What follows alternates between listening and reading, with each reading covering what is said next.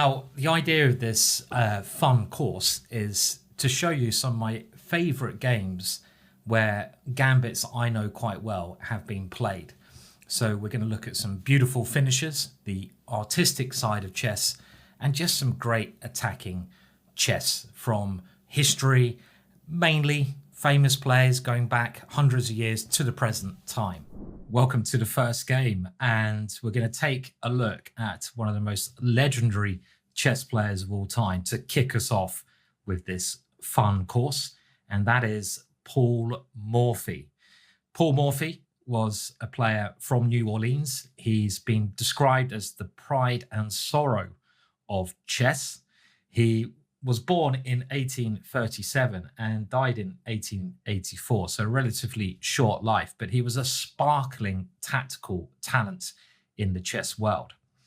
And in this game, it's played in Paris in 1859, and he gives the Max Lang attack a go. Now, the Max Lang is a certain opening. Most ways you start the game have names after them. The Max Lang being one of those names. And it's one of the most aggressive ways that white can play. And that's what we want in this course. Fun, aggressive, attacking games. Now, Max Lang also was a chess player, born similar time to Morphy, a little bit later in 1858. He was champion of Western Germany on 4 occasions and a great theoretician, opening specialist. Now, it starts with e4, e5, and we're going to start this course by looking at this opening mainly, and by making sure you get some ideas what to do when your opponent plays e5. We're suggesting you play knight to f3. Now, the main move here is knight to c6, bishop c4, the most aggressive move because you're eyeing up the weak point on f7. And now knight to f6 is one of the main options, bishop c5 being the other main option, which we'll look at a little bit later. And here we grab the initiative immediately by playing d4, the Max Lang attack. This is what the opening is named after, this lunge in the center.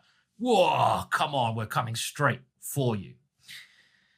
Now, there are quieter ways to play, but this is not about being quiet. This is about standing up and shouting like some crazy caveman. Get your club and swing it at your opponent. Now, this is a brilliant weapon at club level chess, and black already has to be a little bit careful.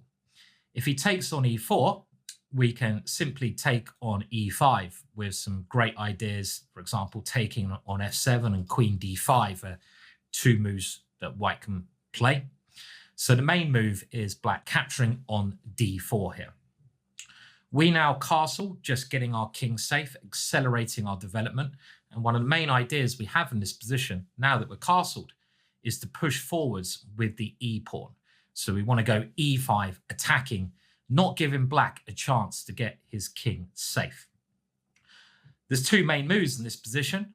One is the move played, knight takes e4, and the other main move is to develop this bishop and defend that pawn, trying to get castled on the next move. But in this game, we're concentrating on the critical knight takes e4, because by playing this move, black now gains a 2-pawn advantage. But let's remember, this is a Grandmaster Gambit buffet, as they say in France, and we're happy to give pawns away to attack.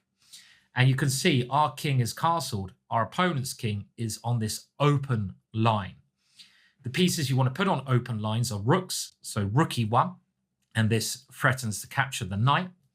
So now black has to defend it with d5, and here we keep the tactics flowing by winning a pawn back with the little idea bishop takes d5.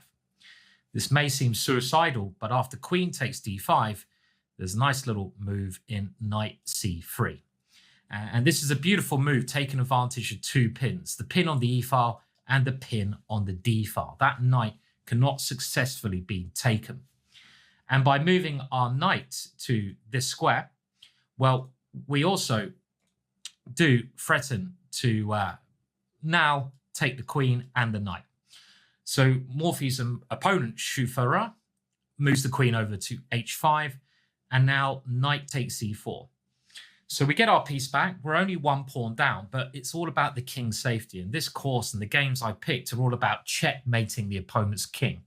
At the end of the day, that's what we want to do in chess. If we checkmate, we win. And now with the rook lined up against the king, there's a deadly idea of moving this knight with what I call an ambush. Whoa, whoa, my hearties. The rook is going to be released against that king. So black has to do something to block that strong rook's flight, and he does so by going bishop e6. Now, very important in chess, if you want to get better, you have to think of ways really to stop your opponent doing what he wants to do. So before you think of your own ideas, try to think, what does my opponent want to do? And here black would like to castle queenside. Now, in the chessable course, Grandmaster Gambits, and if you like this one, I do recommend, if you want a much more detailed analysis of all these exciting ideas, you check that course out and obviously buy it with videos so you see more of my lovely ginger face. But what we've got to do is stop our opponent castling. And in that course, I recommend the move bishop g5 to make a force field against the black king so it can't castle. But Morphy played knight to g5 here, putting the pressure on the bishop on e6. Black immediately goes wrong and plays bishop b4. Tempo, timing is so important in chess. Every little tempo you waste can mean disaster towards your king. And in this position, the black king is still stuck there. Tempo being important, and I think Paul Morphy was probably the exemplary example of a player who uses the initiative, who doesn't give his opponent time to back down and defend. And in this case, if you played some slow move like bishop d2, black would be able to castle at some point, getting his king safe. We can all learn a lot from Morphy's play, how he didn't let his opponent rest. Black should have castled queenside in this position, simply giving the pawn back on e6, but then playing bishop d6 and starting his own pressure against white's king. Bishop b4 now followed up with a super aggressive move. Rook takes e6 check. Whoa! Fire on the board, as Alexei Schrufer would say. Now, knight takes a6 may have been more sensible, but this is much more aggressive, straight in like Errol Flynn. Wah! And the point of this is, after pawn takes, the knight now comes into e6, and we're stopping the black king from castling whilst creating some threats. The black king can't castle either way because you can't castle through check, and that knight there is getting ready to capture one of these two pawns. In such a position, black has to defend very carefully, and here he goes the wrong way and he plays queen f7, which is really inviting another knight into this square.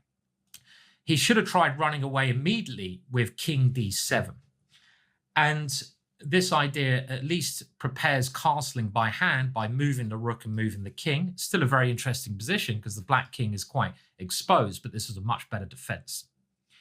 Queen f7 allowed another white piece to jump into the attack, and these two knights now looking very good.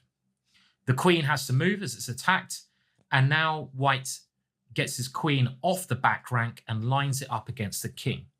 Now, when you don't have an immediate check or capture that does anything and you're attacking, you should be looking at ways to create threats. And this move here creates threats. It creates threats, and now the knight can either take the c pawn or the g pawn. The black queen will not be able to take the knight back because it's pinned down to the king. So bishop d6 was played to defend that pawn, but now the other pawn drops with check. The black king has to try to run away, but before it can get to some kind of safety behind these pawns, white increases the pressure with another check, keeping that king trapped in the middle. King to d8 was now played, and this is where Morphy really shows some style. He could have played the more sensible knight to e4 with the intention of just bringing the bishop into this square, but Morphy loved attacking. And he now played knight to f7, and this is all about tempo, giving another piece, but not to lose any tempo. This idea is creating a check, but he just wants to bring his bishop in very quickly. Now, with computer analysis, a lot of these ideas can be refuted, but in an over-the-board encounter between two humans, it's very hard to defend against such a sparkling idea. The knight has to be captured. White's idea, another piece flies in with check, and now bishop e7, and Morphy has to keep the attack going here. And he does so by playing knight to e6 check. And we now have the critical mistake by black. Where does he put his king? He put his king in line with the queen, which is a bad move and invites a number of ambush ideas with the knight. He should have moved his king to e8. Now, of course, white can capture on c7, capture on a8, but this is hardly what Morphy wanted. He wanted checkmate, not to win some material back. And now, after black captures the bishop, his king can start finding some safety over on the queen side, and actually his position would be to preferred. But it's so hard defending. And king c8 now allowed a very, very beautiful idea. Knight to c5, creating a check and an ambush. The king has to go now to b8. It can't come here because of the so-called kiss of death checkmate. Whoosh. Oh, yeah. So after king b8, Morphy now increases the pressure. Maybe if you want to challenge yourself, you can try to find the checkmate pattern here. If you want to pause the video, I will recommend you do this at certain stages to see if you can play like the champions we are watching. Can you find the forced checkmate? It's called a smothered mate, if that helps you at all. Go and Google it if you need to. Knight to d7. The queen and knight create an awesome force. King c8, and now the knight gives a double check on the king. The king still can't go to d8 because of the kiss of death, so it has to go back to b8, and now a move that must have given a lot of joy to Morphy. At the moment, the king is lacking oxygen, suffering from a little bout of COVID there, but it still has this square on c8. With the move queen c8 check, a beautiful idea. Oh, sparkling stuff. We take away that square. We take away the remaining oxygen for the king. The king could not take the queen because of the knight. And after rook takes, look at this beautiful finish. Knight to d7, smothered checkmate. What a move. What a finish. Morphy at his best. So a little introduction to the Max Lang there. I've got a couple more games to show you some of the main ideas in this opening, but hopefully you'll be tempted to playing and get such beautiful ideas from watching this course.